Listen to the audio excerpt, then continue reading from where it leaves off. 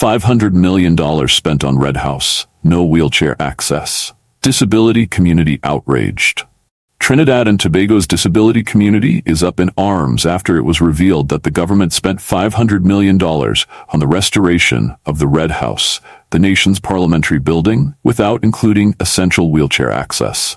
This glaring oversight has ignited fierce backlash, particularly from disability advocates who are already calling for an increase in the disability grant to better support those living with disabilities. $500 million and not a single ramp, exclaimed one protester outside the Red House. This building is supposed to represent all citizens, yet it shuts out the very people who need accessibility the most. The Red House renovation was intended to preserve the historic architecture while modernizing the building for government use, but the lack of basic accessibility features has sparked a heated public debate over the country's spending priorities. As citizens face escalating crime and a struggling economy, the question many are asking is how can the government pour millions into a project and still leave out vital infrastructure for its most vulnerable citizens? All right, excellent. Something you good?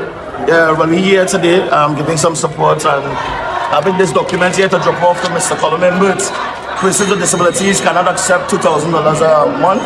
We are asking for an increase in the disability grants, also to ensure that persons with disabilities are given a food card and all the other amenities like everybody else who is living in this Twin Island Republic, so that every creed and race shall find an equal place. And today we are saying that we would like to have an equal place with inclusivity, with a proper accessibility for persons with disabilities. And thank you so much. Disability grant increase.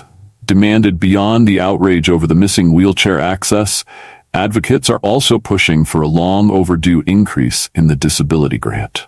The cost of living is rising, and we're still getting the same amount, said a protester in a wheelchair. The government can spend millions on buildings, but they can't find the money to help those of us who need it most. The disability community has been lobbying for increased financial support, arguing that the current grant is inadequate to cover basic needs like healthcare, food, and mobility aids. Now, with the spotlight on the government's lavish spending at the Red House, these calls for a grant increase have taken on renewed urgency.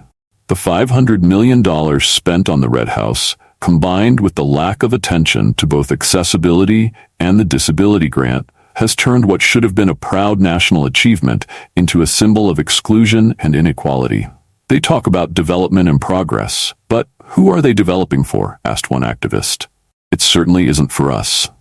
Dave Rodriguez, HCN News.